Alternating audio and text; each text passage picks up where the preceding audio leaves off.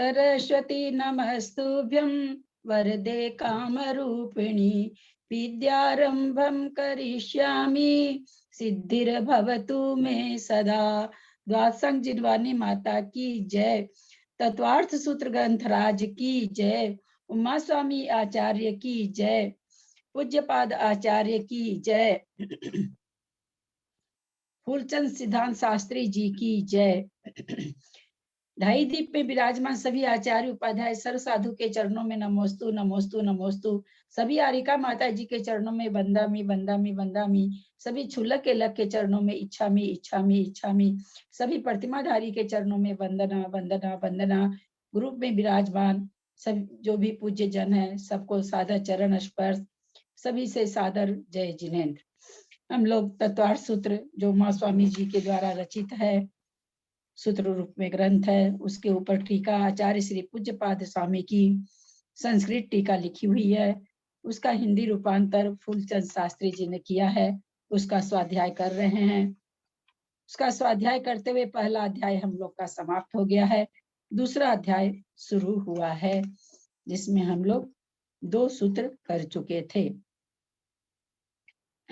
मोक्ष मार्ग से नेतारम भेत्तारम कर्म भूवृताम ज्ञातारम विश्व तत्वाना वंदे तदगुण लब्धये। औपसमीक्षाइको भाव मिश्रश्च जीवस सतत्व मौदयिक पारिणामिको च द्विनवाष्टा दशक विंशति त्रिभेदा यथाक्रमम्। इसमें एक किसी का प्रश्न था, अन्वय व्यतिरेक आए हैं क्या? जिन्होंने प्रश्न किया था वो आए हैं क्या? हाँ, मैंने पूछा था भाभी। नहीं, आपने नहीं पूछा था ना, किसी और ने पूछा था शायद। अच्छा, मैंने भी पूछा था वैसे। आपकी आवाज तो मैं पहचानती हूँ। तो मुझे भी मतलब पूछना था, मैं निशान लगाया हुआ है। हाँ, आप लेकिन उस दिन कोई और ही पूछी थी। हाँ। कहा था, मुझे पता नहीं। ठीक है, मैं इसको ले रही हूँ फिर से, सबको ध्यान से सुनेंगे। पेज नंबर 108 पर अन्वय व्यतिरेक समझाने की कोशिश कर रही हूँ, ध्यान देंगे। यो विशेषार्थ में से ले रहे हैं। 1 2 3 4 5 छठी लाइन। यो तो कार्य अपनी योग्यता से होता है, किंतु जिसका जिसके होने के साथ सुनिश्चित अन्वय व्यतिरेक पाया जाता है वह उसका सुनिश्चित निमित्त कहा जाता है। अन्वय व्यतिरेक नाम का एक न्याय होता है। बहुत सारे न्याय है ना, अर्थापत्ति न्याय, पारिशेष न्याय। कई बार दो न्याय के नाम तो मेरे मुंह से बहुत बार निकलता है, आप लोग सुने होंगे। अन्वय व्यतिरेक भी एक न्याय होता है। ये न्याय ये कहता है कि धुआं आग के साथ रहता है। अन्वय, अन्वय मतलब अनुसरण करना। अन्वय का मतलब साथ में रहना। अनुवय तो कहते हैं धुआं अग्नि के साथ होता है अन्वय। व्यतिरेक से जहां आग नहीं रहती वहां धुआं नहीं रहता। व्यतिरेक, जहां आग नहीं रहती वहां धुआं नहीं रहता। ये हो गया। ऊपर वाला क्या है? पॉजिटिव टाइप से कहा जा रहा है अन्वय, उसको अन्वय कहा। जहां नेगेटिव रूप से कहा जा रहा है वहां पर व्यतिरेक कहा। ये एक प्रकार का न्याय होता है। जैसे केवल ज्ञान के साथ केवल दर्शन होगा। जहां केवल दर्शन नहीं है वहां केवल ज्ञान नहीं है, वहां केवल दर्शन भी नहीं होता। यानी जिसके रहने से जो कार्य हो और जिसके नहीं रहने से कार्य नहीं हो उसको अन्वय व्यतिरेक कहते हैं। समझ में आया होगा? क्या उदाहरण क्या दिया गया? धुआं आग के साथ रहता है। यानी इससे क्या निकल रहा है कि धुआं, आग के बिना धुआं नहीं पाया जाता है। यह अन्वय हो गया कि उसके साथ रहता है। व्यतिरेक में क्या कह दिया गया? जहां आग नहीं होगी वहां धुआं नहीं होगा। शब्द चीज दोनों एक ही है, लेकिन इस तरह से कहने का, एक तो उसको लेके पॉजिटिव ढंग से कह दिया गया, एक में नेगेटिव ढंग से। अब यहाँ कैसे समझें? तो यहाँ कहते हैं यो तो कार्य अपनी योग्यता से होता। कोई भी कार्य उपादान में योग्यता होगी भी होता है, अन्यथा नहीं होता। हम सभी जानते हैं कि योग्यता से ही कार्य होता है। परंतु जब 5 भाव को बताया गया तो हमें ये विशेष परिज्ञान दिलाया गया कि 4 भाव तो कर्म के निमित्त से होता है और एक भाव योग्यता से होता है, पारिणामिक भाव। जो 4 भाव निमित्त से होता है वो निमित्त भी करने वाला तो जीव में जब योग्यता होगी क्षयोपशम करने की तभी तो क्षयोपशम होगा। जीव में जब क्षय करने की योग्यता होगी तभी तो क्षय होगा। परंतु यहाँ पर क्या निकल रहा अन्वय व्यतिरेक से, कर्म के क्षयोपशम होने से क्षयोपशमिक भाव होगा, है ना। ये हो गया अन्वय। व्यतिरेक में अगर कर्म का क्षयोपशम नहीं तो यदि कर्म का क्षयोपशम नहीं तो क्षयोपशम भाव नहीं होगा, है ना। पहला वाला अन्वय हो गया कि कर्म के क्षयोपशम से या क्षय से या कर्म के उपशम से, कर्म के क्षय से, कर्म के क्षयोपशम से अथवा कर्म के उदय से भाव औपशमिक, क्षयिक, क्षयोपशमिक और औदैक भाव होते हैं। ये हो गया अन्वय, अन्वय रूप से कथन हो गया। दूसरी लाइन में क्या होगा, कर्म का जहां कर्म का उपशम होगा वहीं औपशमिक भाव होगा। कर्म का उपशम नहीं तो औपशमिक भाव नहीं, कर्म का क्षय नहीं तो क्षयिक भाव नहीं, कर्म का क्षयोपशम नहीं तो क्षयोपशमिक भाव नहीं, कर्म का उदय नहीं तो औदैक भाव नहीं। ये हो गया व्यतिरेक से। समझ में आया होगा सबको बढ़िया से। फिर यहाँ कहते हैं यूं तो कार्य अपनी योग्यता से होता है किंतु जिसके होने के साथ सुनिश्चित अन्वय व्यतिरेक पाया जाता है, एकदम निश्चित कि जहां धुआं आग के साथ ही पाया जाएगा अथवा जहां आग नहीं होगी तो धुआं नहीं होगा, बिल्कुल एकदम कहते हैं सुनिश्चित निमित्त है ये, इसमें कोई। किंतु उसी तरह से कर्म का उपशम होने से ही औपशमिक भाव होगा, कर्म के क्षय होने से ही क्षयिक भाव होगा, कर्म क्षयोपशम से ही क्षयोपशमिक भाव होगा, कर्म के उदय से ही औदैक भाव होगा। ये भी सुनिश्चित है। यद्यपि जीव की योग्यता से होते हैं ये चारों भाव, लेकिन फिर भी ये भी सुनिश्चित है कि चारों जो अपने अपने कर्म का जैसा जैसा है वैसा वैसा होने से ही होगा। तो इसको ये एक प्रकार का न्याय है अन्वय व्यतिरेक। आप लोग को समझ में आया होगा। यह उसका सुनिश्चित निमित्त कहा जाता है। ये सुनिश्चित निमित्त है कि कर्म के उपशम से औपशमिक भाव बिल्कुल सुनिश्चित है।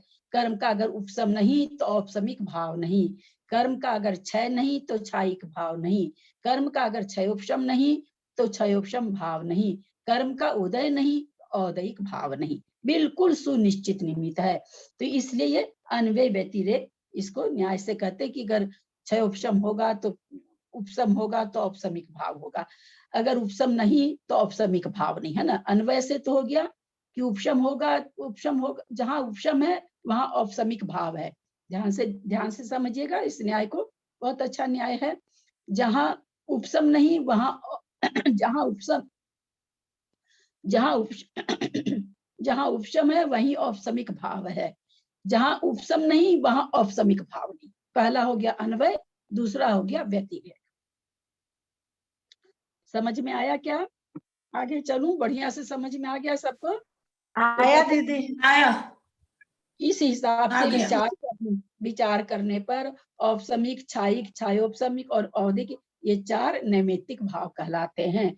यानी जैसे कहा धुआं आग के साथ रहता है तो वैसे ही कर्म के उपशम के साथ औपशमिक भाव पाया जाता है, कर्म के क्षय के साथ क्षयिक भाव पाया जाएगा, है ना। कर्म के क्षयोपशम से क्षयोपशमिक भाव पाया जाता है। तो इस तरह से ये एक न्याय का नाम है अन्वय व्यतिरेक। तो ये समझ में आया होगा। दोनों चीज एक पॉजिटिव रूप से कहा जा रहा है अन्वय में और व्यतिरेक में उसी चीज को, जैसे मान ले राम जहां राम है वहां सीता है, जहां राम नहीं वहां सीता भी नहीं, दोनों चीज एक ही है ना। लेकिन एक में पॉजिटिव से एक में नेगेटिव से कह करके ये कहना चाह रहे हैं कि राम और सीता की जोड़ी सुनिश्चित है, इसमें किसी प्रकार का भी किंतु परंतु नहीं है। तो इस तरह का ये अन्वय व्यतिरेक एक प्रकार का न्याय है। दीदी इसको ऐसा भी लेंगे ना, प्रणाम दीदी, कि ये है तो ऐसा होगा और ये नहीं है तो ऐसा नहीं होगा। हाँ, अगर वो नहीं है हाँ, तो वो नहीं होगा, अगर वो हाँ, नहीं है तो वो नहीं होगा। हाँ, वो नहीं है तो वो नहीं होगा और वो हाँ, वो है नहीं। तो वैसा हाँ, होगा। हाँ, जी जी। बहुत जैसे अच्छे से। अनंतानुबंधी है तो मिथ्यात्व है। एक विशेष, आप लोग सब कोई बहुत जान गए इसलिए टोकेंगे, इसलिए मैं पहले कह देती हूँ कि एक विशेष विवक्षा में कि जब साधन गुणस्थान को प्राप्त करता है तो अनंतानुबंधी रहती, मिथ्यात्व नहीं रहता। वो जब साधन को कोई पकड़ता है तब की बात है, उसको हम यहाँ पर विशेष कथन में नहीं जा रहे।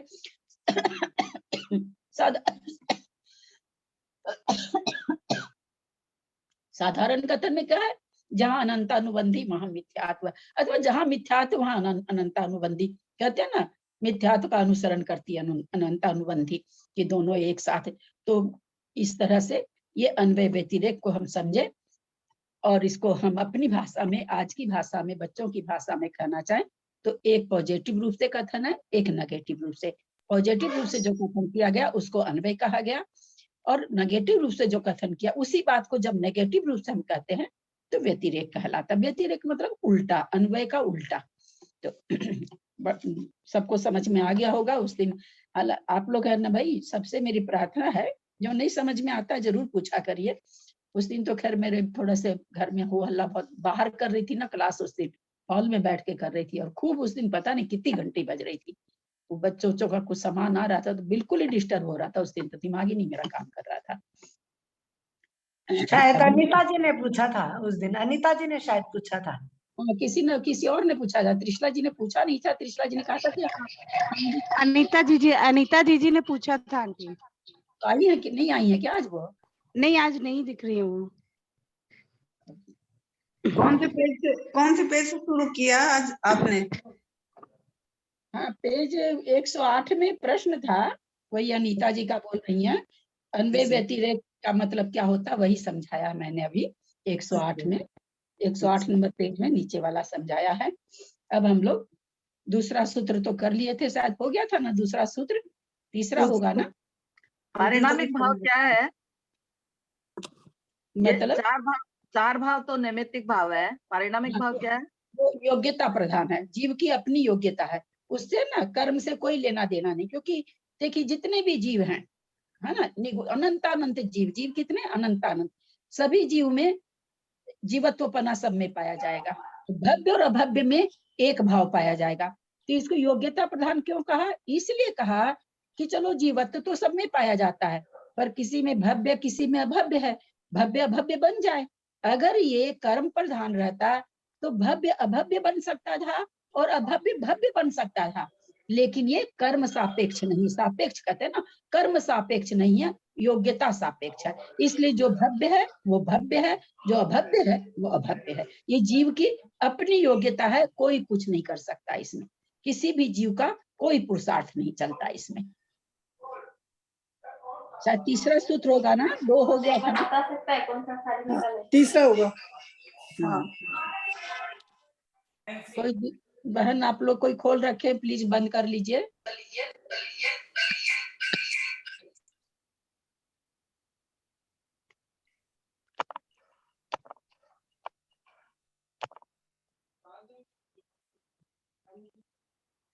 अब तीसरा सूत्र ले रहे हैं। तीसरा सूत्र में शायद मैंने पूछा था ना, शायद, चलिए आज लेते हैं। आज सबको देखे याद हो गया क्या? उस दिन इस पर चर्चा हो चुकी थी, केवल सूत्र पढ़ा जा चुका था। सम्यक्त्व चारित्र्य। अब ये पिछले सूत्र में क्या है, सबसे पहले सूत्र में तो 5 भाव बता दिए, उसके दूसरे सूत्र में उन्होंने क्या किया, पांचों भाव कितने कितने प्रकार के होते हैं ये बता दिए।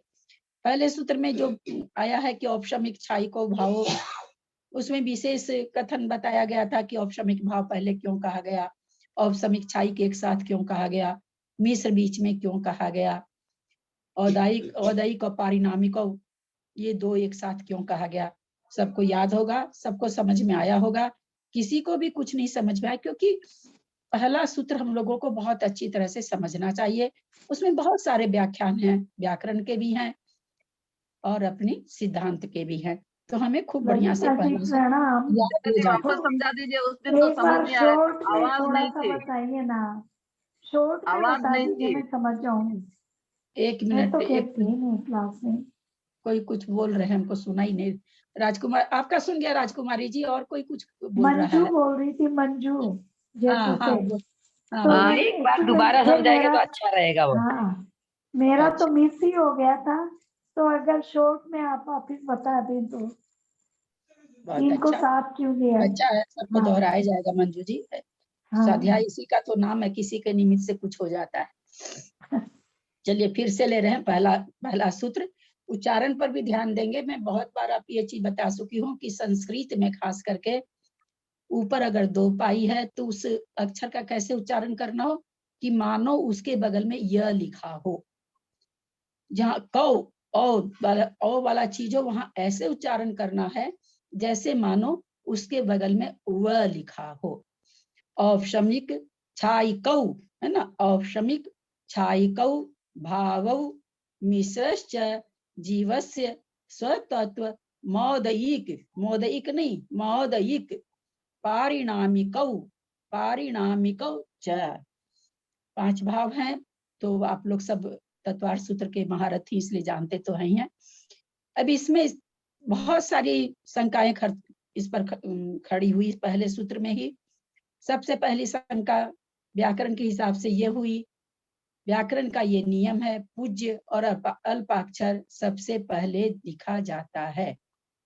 तो यहाँ शंका उठी कि आचार्य आप ऐसा क्यों कर रहे हैं, औपशमिक में तो अक्षर भी ज्यादा है और छाइक ज्यादा पूज्य है, क्योंकि छाइक से ही मोक्ष होता है, औपशमिक से तो मोक्ष होता नहीं है। तो उन्होंने हेतु बताया, आपका कहना ठीक है, बोले उसके कारण है। सबसे पहला कारण उन्होंने बताया कि अनादि मिथ्या दृष्टि जीव को सबसे पहले औपशमिक भाव होता है, इसलिए हमने सबसे पहले औपशमिक कहा। दूसरा कारण उन्होंने बताया औपशमिक भाव में जीव की संख्या कम पाई जाती है, छाइक में उससे संख्यात गुनी पाई जाती है। असंख्यात गुनी भी कहीं कहीं लिखा हुआ है, संख्यात असंख्यात गुनी पाई जाती है। कैसे पाई जाती है? साधारण सा मन में सबको शंका हो रही होगी कि आप ऐसे कैसे बोल रहे हैं।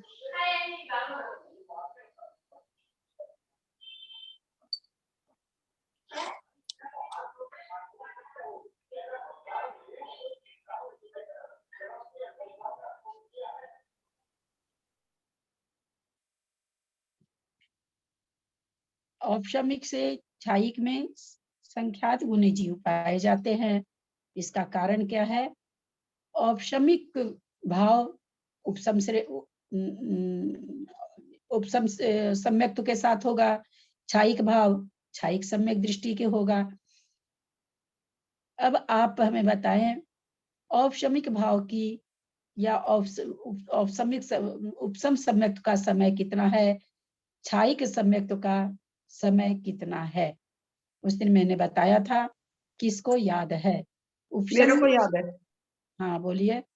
औपशमिक समय का दर्शन का समय अंतर्मुहूर्त है और छाइक समय दर्शन का भाव सप्तक कोड़ा मतलब अनंत है, क्योंकि ये 4 भाव में निश्चित रूप से मोक्ष चला जाएगा और ये मोक्ष ये हमेशा के लिए रहता है, छाइक भाव कभी खत्म नहीं होता। औपशमिक भाव अंतर्मुहूर्त। आपने तो 8 वर्ष कम अंतर्मुहूर्त के लिए होता है और छाइक भाव 4 भाव ज्यादा से ज्यादा 4 भाव में ये मोक्ष चला जाएगा। वैसे तो 3 में ही चला जाएगा, छाइक भाव आखिर तक बना रहता है, एक बार होके खत्म नहीं होता। आप जो कह रहे हैं विवक्षा वो ठीक है, लेकिन मेरा प्रश्न था कि औपशमिक सम्यक्त का उपशम सम्यक्त का क्या समय है, छाइक सम्यक्त का क्या समय है?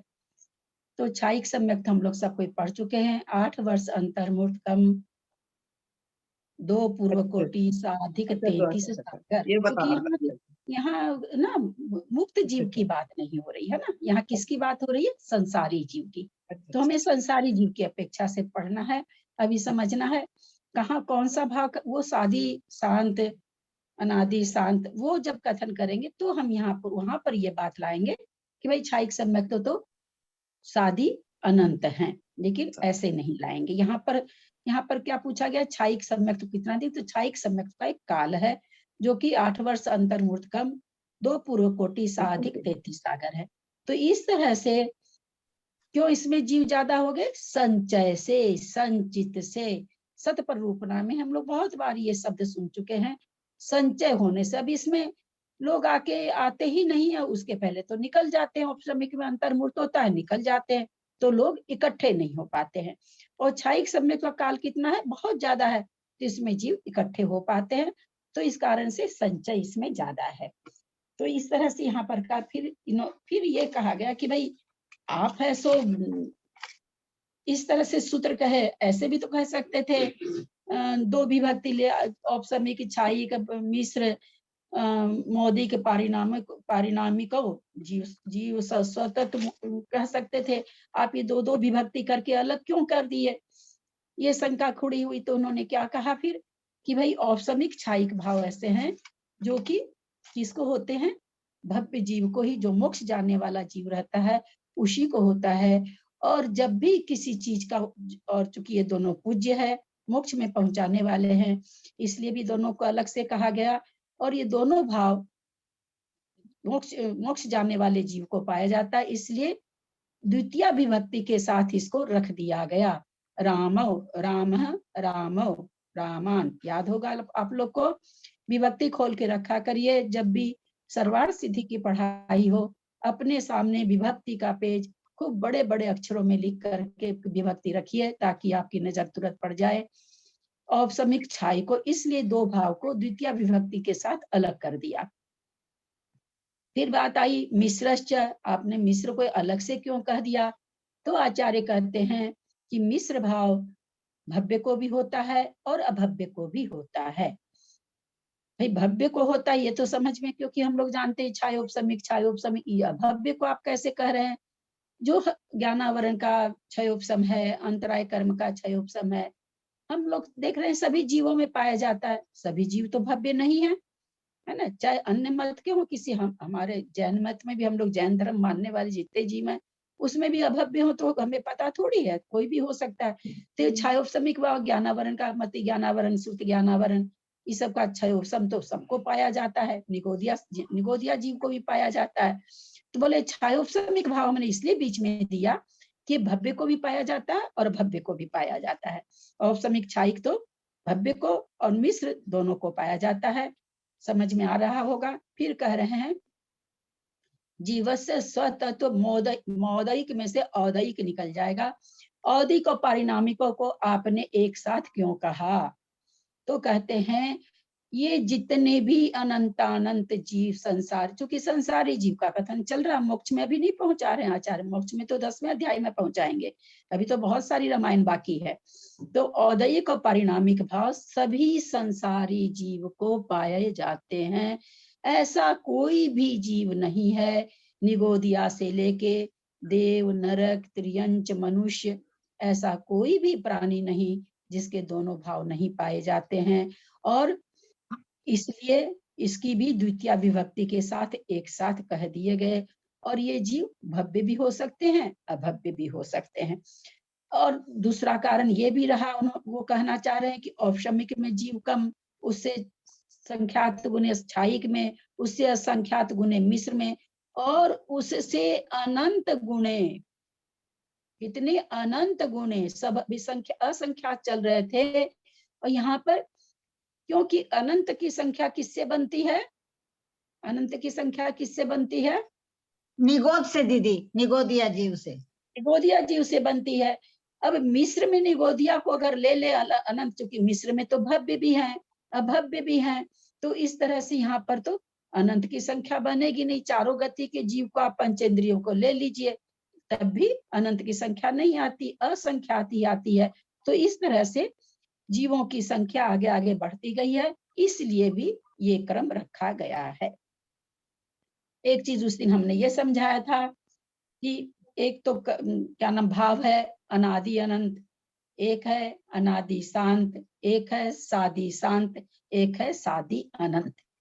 ध्यान देंगे, अनादि अनंत, अनादि शांत, सादि अनंत, सादि शांत, चार तरह के होते हैं।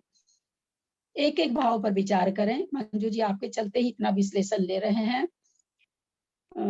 औपसमिक भाव हैं क्या?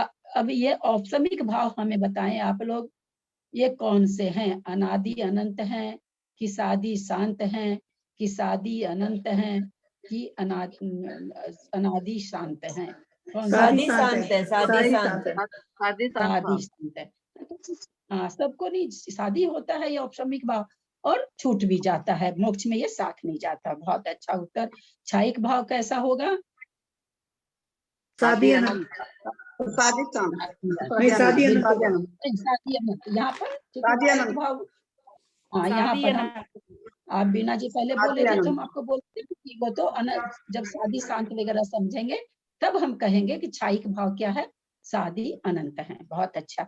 मिश्र भाव कैसा है? शादी शांत है। बहुत सुंदर। औदिक, औदिक भाव कैसा है? अनादि शांत। नहीं, अनादि अनंत। भव्य जीवों अनादि से- अभव्य जीव की भव्य अपेक्षा जीवों से से तो अनादि अनादि शांत। अनंत है, हाँ अनादि, हाँ। और शादी भव्य शांत जीवों भव्य की जीवों की अपेक्षा अपेक्षा से से। अनादि शांत है और अभव्य जीवों की अपेक्षा से अनादि अनंत है। अनादि नंबर अनंत एक। है। नंबर एक। नंबर दो, कर्म का उदय बराबर बदलता रहता है ना। वही कर्म उदय में नहीं आता कि जो हम, अब जीव कब से है नहीं पता है, लेकिन जब से भी जीव है तब से वही औदिक चल रहा, ऐसा नहीं है। तो जब हम और विशेष गहराई में अगर चले जाते हैं, चिंतन करते हैं, तो हमारे चिंतन में आता है कि जैसे ज्ञानावरण कर्म है, अब भी हमको कुछ समझ में आ रहा है, आधी घंटा के बाद कई बार वही चीज हमारे दिमाग से निकल जाती है, तो ज्ञानावरण का उदय आ गया। वास्तव में देखा जाए तो वैसे अगर सोचा जाए, औदिक, केवल औदिक भाव की दृष्टि से देखें तो क्या कहलाएगा? भव्य की दृष्टि से अनादि शांत, अभव्य की दृष्टि से अनादि अनंत। लेकिन पर्टिकुलर कर्म परमाणु, कर्म स्पर्धक की दृष्टि से अगर देखें तो ये भी शादी और शांत है। किसी का क्या है, आप बंद कर लीजिए ना प्लीज, मेरे गले पे बहुत जोर पड़ता है। दीदी एक बार भाव का फिर से बताइए, सब जन बोले ना तो बराबर समझ में नहीं आया दीदी। अनादि शांत वगैरह शादी शांत वाला पूरा ही बता दिया। अनादि अनंत कौन से, शादी शांत कौन से, शादी अनंत कौन से, शादी शांत वगैरह, ये बराबर समझ नहीं पाई मैं, हाँ मैंने ठीक है, लिखने के लिए। हाँ बोलिए। लीजिए। हाँ ठीक है, अभी मैं दोबारा बताती हूँ, एक बार पूरा कर दूं इसको।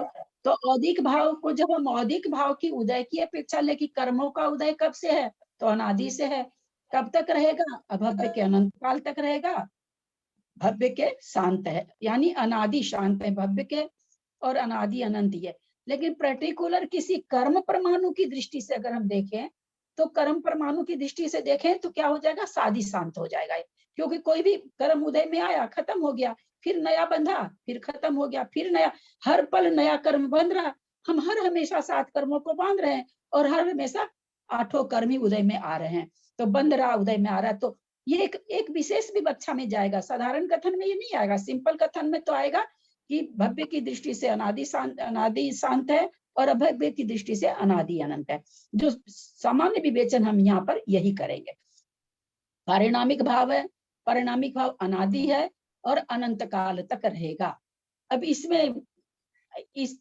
इसमें जैसे जिनको बहुत अच्छा ज्ञान, तुरंत उनके मन में आएगा कि आप ऐसे कैसे कहते हैं, वो तो भव्यत्व अभव्यत्व पना, तो अभव्य का तो अभव्य पना, यहाँ पर भी जो अभव्य है उसके भी अनादि अनंत काल तक है। जो भव्य है, भव्यत्व पना छूट जाता है, सिद्ध परमेष्ठी के नहीं पाया जाता।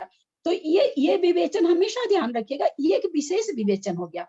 जब हम साधारण, सबसे पहले जब कथन करेंगे कि भाई पांचों भाव को हम 4 विवक्षा में कैसे घटाएं, तो औपशमिक भाव हो गया शादी शांत, क्षायिक भाव हो गया शादी अनंत, और मिश्र भाव हो गया शादी शांत, औदिक भाव हो गया भव्य की दृष्टि से अनादि शांत, अभव्य की दृष्टि से अनादि अनंत, और पारिणामिक भाव अनादि और अनंत है। क्योंकि जीवत्व भाव ऐसा कभी नहीं था कि किसी में नहीं पाया जाए, और सिद्धों में भी है। तो इस तरह से 3-4 तरह से हमने उस दिन सूत्र की व्याख्या की थी, शायद मैंने सब तरह से कर दी है, कुछ छूटा होगा तो नहीं कर सकते। का वापस बताइए ना। हाँ, औदयिक का एक बार वापस बताइए ना। भव्य की दृष्टि से शादी शांत, भव्य की दृष्टि से अनादि शांत और अभव्य की दृष्टि से अनादि अनंत।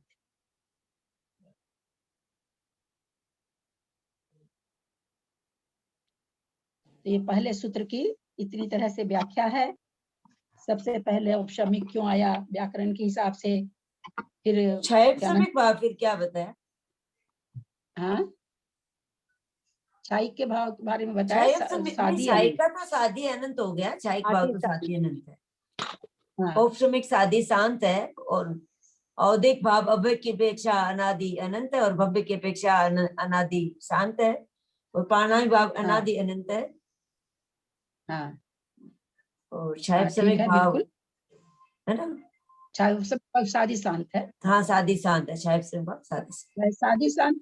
और अगर ये भी विवक्षा लगाए क्यों, ये भी जो ये है औपसमिक क्षयोपसमिक भाव है, ज्ञानावरण का, अंतराय कर्म वगैरह का क्षयोपसम शुरू से केवल मोहनीय कर्म का क्षयोपसम नहीं पाया जाता है। मोहनीय कर्म तो मोहनीय कर्म के जैसे, क्योंकि जैसे अब मिथ्यात्व है ना, मोहनीय कर्म है मिथ्यात्व, 5 जीव मिथ्या दृष्टि हैं, अब उनमें कोई क्राइटेरिया नहीं है ना, सबका बस मिथ्यात्व है। तो चूंकि दर्शन होने का जो क्षयोपसम घटता है वो सम्यक के हिसाब से घटता है, तो उसको हम लोग इसीलिए क्षयोपसम में नहीं ले पाते हैं। क्षयोपसम में क्या सभी जीवों को क्षयोपसम किसका पाया जाएगा, ज्ञानावरण का, अंतराय का, इसका पाया जाएगा, कर्म का। तो क्षयोपसम सम्यक दृष्टि होने से ही किसी का क्या नाम है, सो सम्यक बहुत है, किसी को सम्यक प्रकृति का उदय है, किसी को सम्यक मिथ्यात्व का उदय है, तो तब हम वहां पर क्षयोपसम लगा पाते हैं। तो क्षयोपसम भाव वैसे देखा जाए तो सादी शांत है, लेकिन इसको अगर हम उस हिसाब से घटाएं तो ये भी सभी जीवों को पाया जाता है। लेकिन चूंकि ये भव्य और अभव्य की अपेक्षा से भव्य पने से इसको ज्यादा काउंट किया जाता है, मोक्ष शास्त्र की बात है, इसलिए कहा जाएगा सादी शांत। दीदी प्रणाम। कर्म परमाणु की दृष्टि से आपने जो बताया, तो बार बार कर्म परमाणु के आने जाने बदलते रहेंगे, इसलिए सादी शांत ना दीदी। हाँ, ये अपने को एकदम बिल्कुल विशेष कथन में लेना, सामान्य कथन में तो कहीं किसी के आगे बोलना ही नहीं है। ये हम समझने के लिए समझ रहे हैं कि भाई सारे कर्म परमाणु के निषेक नए नए तो बंध रहे हैं और नए नए खिलते हैं, समय की अबाधा पूरी होती खिलते हैं, तो भाई ये अनादि अनंत कैसे हो सकते हैं, अभव्य हो चाहे भव्य हो, कोई भी हो, अभव्य के भी तो नए नए कर्म बनते हैं और खिलते हैं। ऐसा थोड़ी कि उस बेचारे के अनादिकाल से एक ही कर्म बंधा हुआ, वो तो है नहीं। हाँ, कर्म नाम जो ज्ञानावरण दर्शन नाम की दृष्टि से देखें तो अनादि अनंत एक ही जैसा है अभव्य का, लेकिन हम कर्म परमाणु के निषेकों की दृष्टि से देखें, स्पर्धक की दृष्टि से देखें, तो देखा जाए तो वास्तव में ये भी सादी शांत है। नए बनते हैं खिलते हैं, नए बनते हैं खिलते हैं, तो ये बिल्कुल विशेष विवेचन में आएगा। इसलिए मैं बार बार आप लोगों को बोलूं, किसी नए आदमी के सामने अगर आप ये बात कह देंगे, जो नहीं जानता है वो एकदम से ये हो जाएगा कि ये सादी औदिक भाव तो शुरू से चलते आ रहे हैं जब से जीव है, और जब तक मोक्ष नहीं जाएगा 14वें गुण स्थान तक है औदिक भाव, कहाँ उसको औदिक भाव से कहाँ पिंड छूटेगा, संसार में रहते 14वें गुण स्थान में भी औदिक भाव चल रहा है, आयु वहां पर आयु कर्म है, तो इसलिए नहीं घट सकता। तो यहाँ पर एक विशेष इसको समझने के लिए कि हम चूंकि हम लोग कर्मकांड पढ़ रहे हैं, करुणानुयोग पढ़ लिए, तो हमको ये इतना अंदर से भाव भासना होनी चाहिए कि भाई कर्म के परमाणु नए नए बंध रहे हैं और खिल रहे हैं। तो इस दृष्टि से देखें, ये जब एक किताब का नाम नहीं याद आ रहा है, कुसुम जी को याद होगा, उनका अमित सागर जी की एक किताब है ना कुसुम जी, तत्व मोक्ष शास्त्री तो है ना मोक्ष शास्त्र नहीं, तत्वार्थ कुछ ऐसे ही है, हम बहुत तत्वार्थ करके कुछ, तत्वजीव तो उनकी है, तत्वजीव प्रमाण सागर जी की, तत्वजीव प्रमाण सागर जी की, तत्वार्थ विवेचन करके कुछ इनकी है, शायद बहुत पहले की बात है, बहुत मतलब कई वर्ष, उस समय हम इतना बढ़िया से इतना नहीं मेरे को नॉलेज था, उसमें मैंने पहली बार पढ़ा था कि कर्म सादी और शांत हैं। बड़ा पढ़ करके ये लगा था कि ये ऐसे कैसे कह दिए, सादी और शांत, कर्म कहाँ सादी और शांत है, बोला अगर कर्म सादी और शांत नहीं हो तो कोई मोक्ष ही नहीं जा सकेगा, वही कर्म थोड़ी पड़ा हुआ है। उन्होंने वहां पर खुलासा किया था और मुझे बहुत अच्छा लगा था पढ़ करके कि वास्तव में कर्म तो नए नए बंध रहे हैं, छूट रहे हैं, नए नए बंध रहे हैं, तो अनादिकाल से कहाँ है, लेकिन हाँ सारे कर्म हैं शुरू से, इसलिए हम कह सकते हैं कर्म शुरू से हैं, पर कर्म जो कर्म के निषेध वो अनादि अनंत तो हो ही नहीं सकते, नहीं तो कोई मोक्ष नहीं जा सकेगा अनादि अनंत रहेंगे। तो उसमें पढ़ा था, बहुत अच्छा लगा था हमको उस समय पढ़ के। दीदी कर्म को अगर अपन अनादि अनंत मान ले तो वो ही कर्म बनते ही रहेगा, बनते ही रहेगा, बनते ही रहेगा, ऐसा नहीं होगा अनादि अनंत मानेंगे तो। हाँ, वही तो कह रहे हैं ना कि जब हम कर्मों का जो 8 कर्मों का नाम है, हम कर्म के नाम से अगर देखें तो ऐसा कभी ऐसा कोई जीव नहीं है, संसारी जीव, जिसको 8 कर्म नहीं पाए जाते हों, है ना। 8 कर्म के जो नाम है, ज्ञानावरण, दर्शनावरण, वेदनीय, मोहनीय, कोई भी निगोदिया हो और चाहे पंचेंद्रीय देव हो, नारकी हो, मनुष्य हो, चक्रवर्ती हो, कोई भी हो, सबके 8 कर्म हैं। तो जब हम कर्म नाम ज्ञानावरण कर्म को खोजें तो वास्तव में ये अभव्य के अनादि अनंत है, भव्य के अनादि शांत है। अगर ज्ञानावरण कर्म को केवल लगे, लेकिन ज्ञानावरण कर्म वही रहता है हमेशा, ऐसा नहीं रहता है, बनता रहता है, खिरता रहता है। अगर ये व्यवस्था नहीं होती तो कोई मोक्ष ही नहीं जाता, वो तो अनादि से पड़ा हुआ तो पड़ा ही रहेगा, वो तो क्योंकि शांत तो है नहीं वो, इसलिए शांत नहीं होगा। तो ऐसा नहीं है, इसलिए वहां पर बहुत अच्छा, और मतलब बहुत उनकी 2 पेज में विवेचन था, याद नहीं, बहुत पहले पढ़े थे, तो बहुत अच्छा उस समय मेरे को लगा था ये पढ़ के। चलिए अब हम चलते हैं तीसरा, आगे चले। किसी की कोई जिज्ञासा? सम्यक्त्व चारित्र्य हमने उस दिन पूछा था। इसमें ये सबसे पहले क्या है, द्विनवाष्टा दशक विंशति, द्विभेद किसके, 2 भेद औपशमिक भाव के। तो इसमें हम औपशमिक लगा लेंगे, औपशमिक सम्यक, औपशमिक चारित्र। ये चारित्र शब्द जो है कौन सा लिंग वचन है?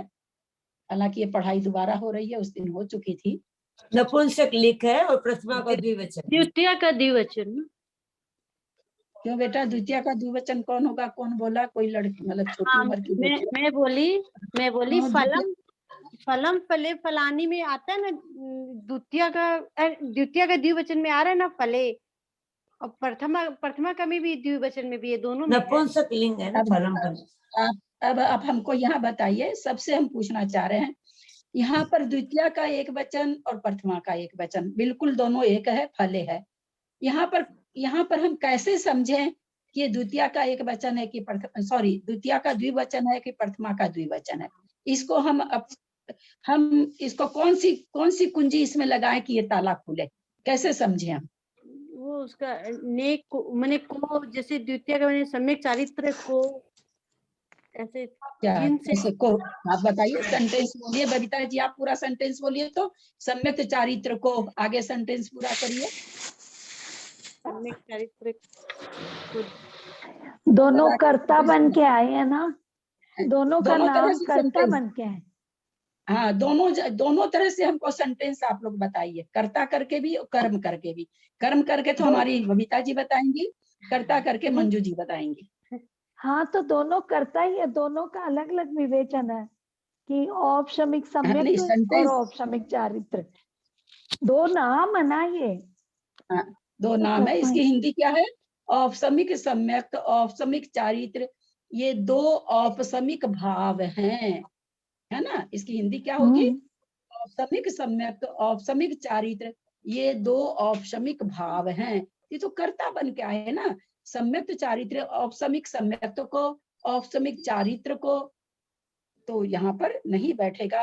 अगर आप कहते हैं कि को लगा के, फिर हम ऐसे भी सेंटेंस कर सकते हैं, औपशमिक सम्यक को, औपशमिक चारित्र को औपशमिक भाव कहते हैं।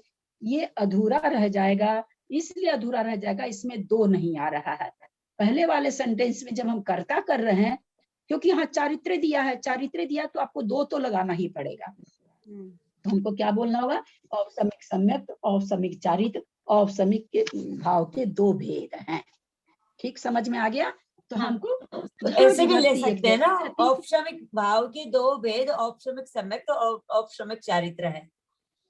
औपशमिक भाव के 2 भेद, औपशमिक सम्यक और औपशमिक चारित्र है, ऐसे भी ले सकते हैं ना। हाँ, ऐसे भी ले सकते, तब भी ये कर्ता ही बनेगा। प्रथमा को नहीं आ रहा है ना, जो बबीता का मन में आया कि द्वितीय का द्विवचन, तो को तो बैठेगा ही नहीं इसमें, इसलिए चूंकि कर्ता बन के, अगर आप किसी सेंटेंस में से कर्ता को हटा देंगे तो सेंटेंस ही खत्म हो जाएगा ना। कर्ता तो हमको रखना ही पड़ेगा, कर्ता और क्रिया तो रखना ही पड़ेगा, कर्म रखें या न रखें। जैसे मैं जाता हूँ, मैं खेलता हूँ, तो भाई मैं कर्ता हो गया, खेलता हूँ क्रिया हो गया। अब मैं मैदान में खेलता हूँ, मैदान में आप मत बोलें तो भी कोई जरूरत नहीं, लेकिन मैं खेलता हूँ तो बोलना ही पड़ेगा ना। तो उसी तरह से कर्ता तो बहुत जरूरी हो जाता है। तो इसलिए इस तरह से हम समझेंगे कि प्रथमा का द्विवचन है। चलिए संस्कृत पढ़िए, कौन पढ़ेंगे? मैं पढ़ती हूँ। और कोई पढ़े तो आप पढ़े नहीं। मैं पढ़ूं। व्याख्यात लक्षणे सम्यक् चारित्रे औपसमिक्त्वं कथमिति चेत उच्यते चारित्र मोहो द्विविधः कसाय वेदनियो नो जैसे कसाय। डैश है, एक मिनट, जैसे डैश है ना, तो क्या कैसे पढ़ना चाहिए हम लोग को? उच्यते चारित्र मोहो द्विविधः, ऐसे वहां पर डैश है, उच्यते कहा जाता है, उच्यते एक सेकंड, एक पल के लिए रुकना चाहिए। तो ठीक है। सुनने में भी अच्छा लगता है और पढ़ने वाले को भी बहुत आनंद आता है।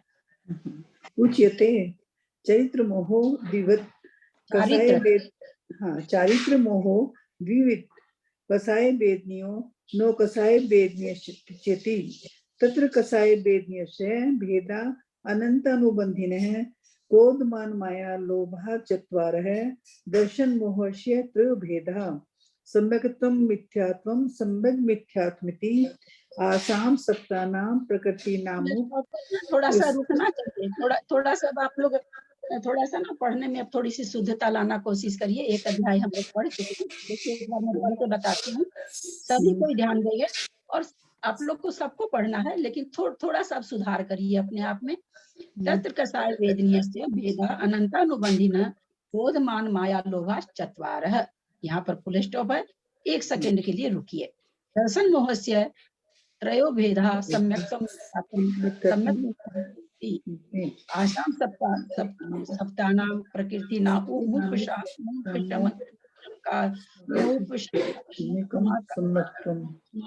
औपशमिकम सम्यक्तम। तो इस तरह से जहाँ फुल स्टॉप हो अपने को थोड़ा सा हल्का सा रुकना चाहिए, मतलब सांस लेना चाहिए कहने का मतलब, क्योंकि फुल स्टॉप है। पढ़ने से ना फुल स्टॉप का उल्लंघन हो जाता है और वो गलती हो जाती है। हाँ, ठीक यानी बात है। वाक्य पूर्ण हुआ है दीदी, ये भी समझना चाहिए ना कि यहाँ वाक्य पूर्ण हुआ है। वही तो कहते हैं, गलती हो जाती है, व्याकरण की बहुत बड़ी गलती कहलाएगी वो। अनादि मिथ्या दृष्टेर भव्यस्य कर्मोदया पादित कालुष्य सति कुतस दुःखम है काल लब्ध्यादि निमित्त तत्र काल लब्धि कर्माविष्ट आत्मा भव्य कालो अकाले अर्ध पुद्गल परिवर्तना के वशिष्ठे प्रथम सम्यक् ग्रहणस्य योग्यो भवति नादि के इति ये में का काल लब्धि अपरा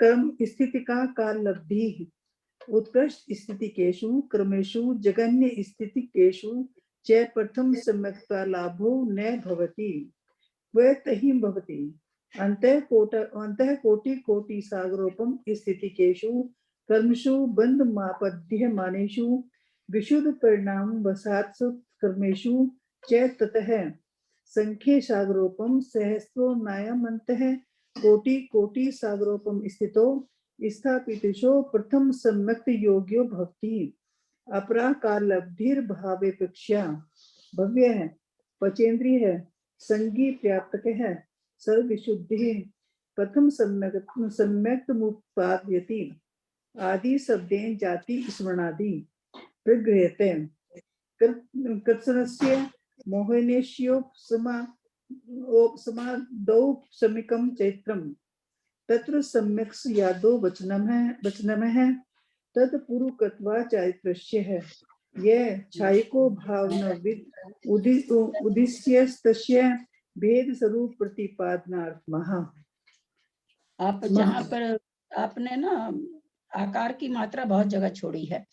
औपसमिक भाव के दो भेद हैं, औपसमिक सम्यक्त, औपसमिक चारित्र। सम्यक्त और चारित्र के लक्षण का व्याख्यान पहले कराए हैं। शंका, इनके औपसमिक पना किस कारण से है? समाधान, चारित्र मोहनीय के दो भेद हैं, कसाय वेदनीय और नो कसाय वेदनीय। इनमें से कसाय वेदनीय अनंतानुबंधी, क्रोध मान माया और लोभ, ये चार भेद। दर्शन मोहनीय के सम्यक्त मिथ्यात्व और सम्यक मिथ्यात्व, तीन भेद। इस सात के उपशम से औपशमिक सम्यक्त होता है। आप लोगों से प्रश्न है, जो कि तत्वार सूत्र तो आप लोगों के बाएं हाथ का खेल है। कसाय वेदनीय ऐसा नाम क्यों है? खाली कसाय क्यों नहीं कहा?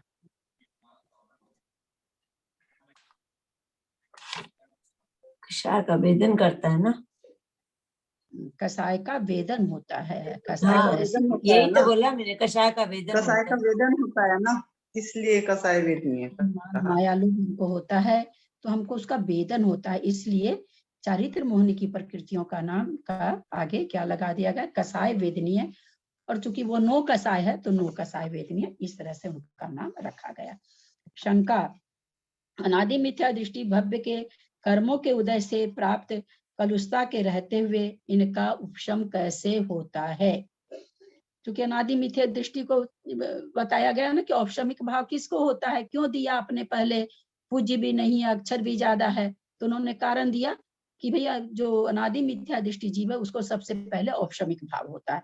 तो यहाँ पर यह शंका कर दिए कि ऐसा कैसे हो सकता है कि अनादि मिथ्या दृष्टि के इतनी ज्यादा विशुद्धि हो जाए कि उसको औपशमिक भाव उपशम हो जाए। समाधान, काल लब्धि आदि के निमित्त से इनका उपशम होता है। अब यहाँ काल लब्धि को बतलाते हैं। कर्म युक्त कोई भी भव्य आत्मा अर्ध पुद्गल परिवर्तन नाम के काल के शेष रहने पर प्रथम सम्यक ग्रहण करने के योग्य होता है। इससे अधिक काल के शेष रहने पर नहीं होता। यह एक काल लब्धि है। हम लोगों ने प्रायोग्य लब्धि में जाना था। प्रायोग्य लब्धि में क्या पढ़ा था कि जब अर्ध पुद्गल परावर्त क्या नाम है अर्ध पुद्गल परावर्तन जब काल रह जाता है, काल जब शेष रहता है किसी जीव का संसार में रहने का, तब उसको एक ये काल लब्धि आती है प्रथमोपशम सम्यक प्राप्त करने की। हो जाए कोई जरूरी नहीं है। प्रायोगिक लब्धि तक अनंतों बार हम लोगों ने अर्ध पुद्गल परावर्तन काल कर लिया होगा कर्मों का, लेकिन कोई जरूरी नहीं है। प्रायोगिक लब्धि से लौट के आ जाते हैं लोग, तो कहते हैं ये एक काल लब्धि है। दूसरी काल लब्धि का संबंध कर्म स्थिति से है। उत्कृष्ट स्थिति वाले कर्मों के शेष रहने पर या जघन स्थिति वाले कर्मों के शेष रहने पर प्रथम सम्यक का लाभ नहीं होता। न तो उत्कृष्ट स्थिति में होगा, न एकदम जघन स्थिति में। शंका, तो फिर किस अवस्था में होता है? समाधान, क्यों? अच्छा, ये एक यहाँ पर हम लोग चिंतन करें।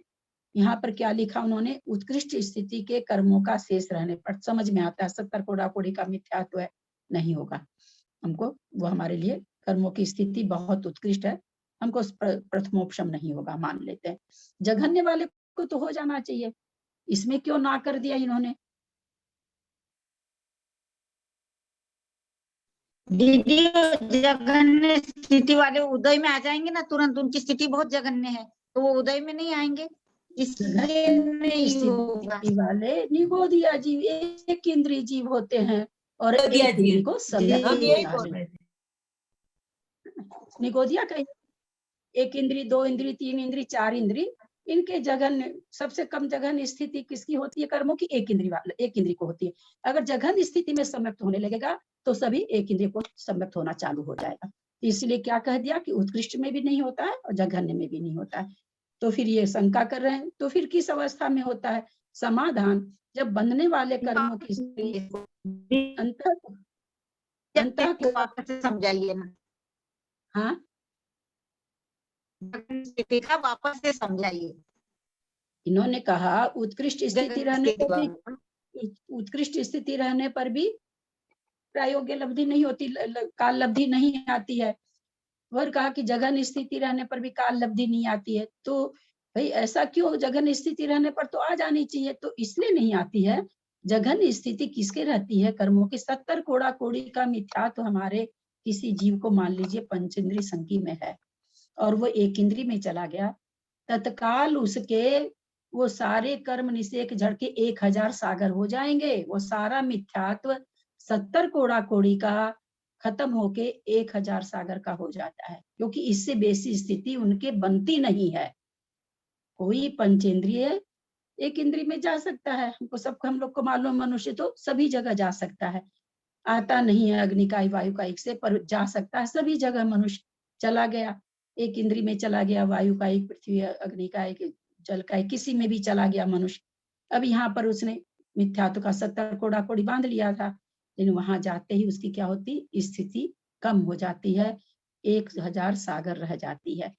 तो अगर जघन्य स्थिति में ये काल लब्धि मानने लगेंगे तो क्या अनर्थ हो जाएगा, एक इंद्रिय की सबकी जघन्य स्थिति है, सबको सम्यक्त हो जाना चाहिए, प्रथमोपशम हो जाना चाहिए, है ना। तो इसलिए जघन्य स्थिति में भी कहते हैं कि नहीं होता है। तब तक जब बंधने वाले कर्मों की स्थिति हाँ समझ में अच्छे से आ गए। जब बंधने वाले कर्मों की स्थिति अंतः कोड़ा कोड़ी सागरोपम पड़ती है और विशुद्ध परिणामों के बस से सत्ता में स्थित कर्मों की स्थिति संख्यात 1000 सागरोपम कम करके अंतः कोड़ा कोड़ी सागरोपम प्राप्त होती है, तब यह जीव प्रथम सम्यक्त के योग्य होता है। हम लोगों ने प्रायोग्य लब्धि में खूब अच्छी तरह से समझा था, इसका द्विस्थानिक चतुस्थानिक सारा चीज समझा था। तो कहते हैं कि इस तरह से ये काल लब्धि दो तरह से हुई। एक तो संसार में रहने का काल, उसका कितना बचा हो, अर्ध पुद्गल परावर्तन। यहाँ पर एक प्रश्न खड़ा होता है कि आचार्य ऐसा क्यों कह रहे हैं कि मतलब ज्यादा से ज्यादा अर्ध पुद्गल परावर्तन काल बचा हो, ऐसा क्यों कह दिए, अर्ध पुद्गल परावर्तन काल तक क्यों रख रहे हैं सम्यक दृष्टि को? सम्यक दृष्टि की ज्यादा स्थिति इतनी है, सम्यक दृष्टि होने के बाद में ज्यादा अगर किसी संसार में रहने की मान लीजिए ऐसा कुछ है कि अभी वो सागरों प्रमाण रहेगा, बहुत ज्यादा रहने वाला है, तो उसको प्रथमोपशम नहीं होगा। उसको प्रथमोपशम कब होगा, अगर उसके संसार में रहने, क्योंकि सम्यक दृष्टि एक बार सम्यक्त होने के बाद में अर्ध पुद्गल परावर्तन काल से ज्यादा कोई जीव रह नहीं सकता है, चाहे भी तो भी नहीं रह सकता है, उसको मोक्ष जाना ही होगा।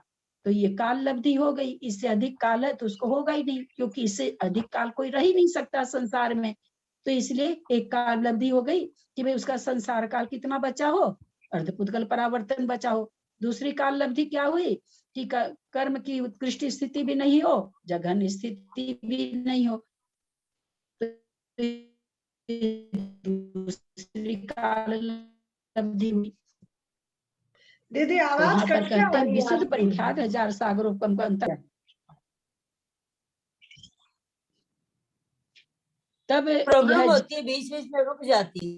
कम नहीं, कट कट के आ रही है आवाज, तो अच्छी आ रही है लेकिन कट कट के आई थी, जबकि पूरा नेट तो पूरा दिखा रहा है, पता नहीं कट कट के आती है।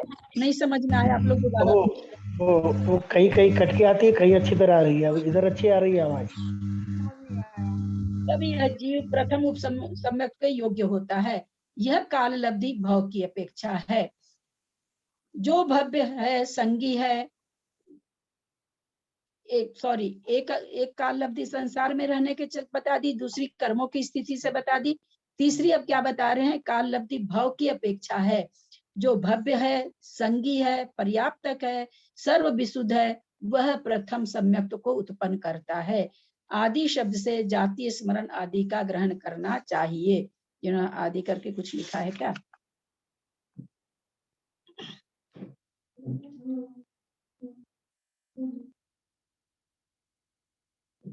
आदि को कहाँ से ले आए ये? कोई जीव भी समाधान से उपसम होता है, जहाँ काल लब्धि बतलाते कर्म कोई भी जीव का। दीदी लास्ट में है, जाती लास्ट लाइन 259 के ऊपर में, 259 है ना, उसके ऊपर वाले में आदि शब्दे न जाति स्मरणादि ही परिगृह्यते, ऐसा है दीदी संस्कृत में। अच्छा, हाँ जाति, हाँ ठीक है। तो यहाँ पर ये तो इस तरह से इन्होंने 3 कारण बताए, एक भाव की अपेक्षा, एक अर्धपुद्गल से ज्यादा काल नहीं रहना चाहिए, और कर्मों की स्थिति न उत्कृष्ट होनी चाहिए न जघन्य होनी चाहिए। तो इस तरह से 3 पहले तो कारण हो और फिर उस जीव का अपना पुरुषार्थ हो, तब प्रथमोपशम होता है, ऐसा कह रहे हैं। आगे क्या कह रहे हैं, समस्त मोहनीय कर्म के उपशम से औपशमिक चारित्र होता है। इनमें से सम्यक्त पद को आदि में रखा है, क्योंकि चारित्र सम्यक्त पूर्वक होता है। यहाँ पर भी ये प्रश्न खड़ा किया गया कि भाई आप चारित्र को पहले रखिए, चारित्र में अक्षर कम है, पूज्य भी है, जो कुछ होता है चारित्र से होता है, और चारित्र पूज्य भी है, चारित्र में अक्षर भी कम है। तो यहाँ पर इसलिए कहा गया क्योंकि जो चारित्र होता है वो सम्यक्त पूर्वक होता है, बिना सम्यक्त के जो चारित्र कहलाता है वह चारित्र की संज्ञा को प्राप्त नहीं करता है। बहुत सारे अन्य मत के हैं या हम ही लोग हैं, किसको सम्यक तो हम नहीं जानते हैं, पर अपने सभी कोई व्रत उपवास विधान ध्यान जाप बहुत कुछ करते हैं, सभी कुछ करते हैं। तो अगर हमको सम्यक तो है तो हमारा चारित्र कहलाएगा, और सम्यक तो नहीं है तो वो चारित्र की संज्ञा नहीं पाएगा। तो इसलिए यहाँ पर कह रहे हैं कि सम्यक तो हम लोगों ने इसलिए पहले दिया, यद्यपि अक्षर ज्यादा है और पूज्य भी नहीं है, फिर भी इसलिए पहले दिया कि चारित्र से, चारित्र जब भी होगा सम्यक तो पूर्वक होगा। पहला सूत्र में भी क्या है, सम्यक दर्शन ज्ञान चारित्राणी, है ना, तो दर्शन के बाद ही चारित्र आया है। अब देखिए ये नीचे बहुत अच्छी चीज आ रही है, ध्यान देंगे। उपशम दो प्रकार का होता है, हालांकि अपने उसमें पढ़ चुके हैं, कर्णन योग में शायद आ चुका था। कर्णोपशम अकर्णोपशम, कर्मों का अंतरकरण से जो उपशम होता है वह कर्णोपशम कहलाता है। ऐसा उपशम दर्शन मोहनीय और चारित्र मोहनीय इन दो का ही होता है। अंतरकरण थोड़ा सा संक्षेप में बताया गया था। कुछ समय के लिए जो दर्शन मोहनी चारित्र मोहनी की प्रकृति है, जब अंतरकरण चारित्र मोहनी का होता है तो चारित्र मोहनी की प्रकृति, जब प्रथमोपशम होता है तो सम्यक दर्शन मोहनी की प्रकृति। जब ये पांचों लब्धि वगैरह कहता है तो कुछ क्षण के लिए, वो क्षण बहुत थोड़ा सा है, कुछ क्षण के लिए जो उपशम सम्यक तो जो हो रहा है वो कैसे हो रहा है, कुछ क्षण के लिए दर्शन मोहनी की जो प्रकृति है उसके निषेक कुछ तो ऊपर चले जाते हैं, कुछ नीचे आ जाते हैं और बीच का स्थान खाली हो जाता है। वो जितनी दूर, जितने देर के लिए अंतरकरण हुआ उतनी देर उसको प्रथमोपशम रहता है, तो खाली स्थान हो जाए, अंतरकरण करना, अंतर कर देना। तो ये कहते हैं कि चारित्र दो का ही होता है, इसलिए उपशम भाव के दो ही भेद बतलाए हैं। किंतु इतनी विशेषता है कि अनंतानुबंधित चतुष का अंतरकरण उपशम नहीं होता, इसलिए यहाँ भी, इसलिए जहां भी इसके उपशम का विधान किया गया है वहां इसका विशुद्धि विशेष से पाए जाने वाला अनुदय उपशम ही लेना चाहिए। इसका कभी भी कर्णोपशम नहीं होता है। हम सभी जानते हैं इसका जो भी उपशम होता है क्या होता है, अनुदय रूप से होता है, आवाज कट गई वापस, नहीं आती है। हम लोग समझ चुके, जब प्रथम होता है क्या बोले, प्रथमोपशम के आवाज काल में पता साधन नहीं गुण चला, आवाज कट गई। उपशम इतना ही आया, पूरा कट हाँ, जा यहाँ रहा पर है। है अनंतानुबंधी का उपशम करण अंतरकरण उपशम नहीं होता है, उसका अनुदय उपशम होता है। उसका वो है, उसका अंतरकरण नहीं होता है कि अनंतानुबंधी के निषेध कुछ ऊपर कर दिए कुछ नीचे कर दिए, अब कुछ क्षण के लिए अनंतानुबंधी वहां से खाली हो गई, ऐसा नहीं होता। उसका क्या होता, अनुदय, उसको परिणामों की विशुद्धि से उसको उदय में नहीं लाया जाता, उसको उपशम दबा के रखा जाता है।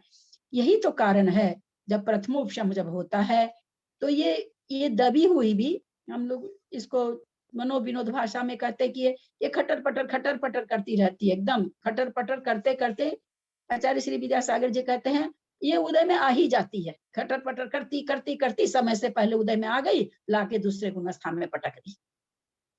बोला अब जब इस कोई ऐसा परिणामों को संभाले रहता है, ये कितनी भी खटर पटर करती है नहीं उदय में आ पाती है, अंतर्मूर्त तक ये नहीं उदय में आती है। फिर प्रथमोपशम से कोई चौथे गुण स्थान में चला जाता है, जिसमें भी जाए। तो ये इस तरह का, तो इसका अनुदय किया, इसको दबाया गया कि चुप बैठ, अभी तुमको नहीं आना उदय में, इसको दबा दिया गया। ये कुलबुल कुलबुल कुलबुल कुलबुल करती रहती है और कई बार ये उदय में आ जाती समय से पहले अच्छा साधन में पटक देती है, और कई बार जीव का पुरुषार्थ अच्छा चल जाता है, पूरे उपशम काल तक इसको दबा के रख पाता है।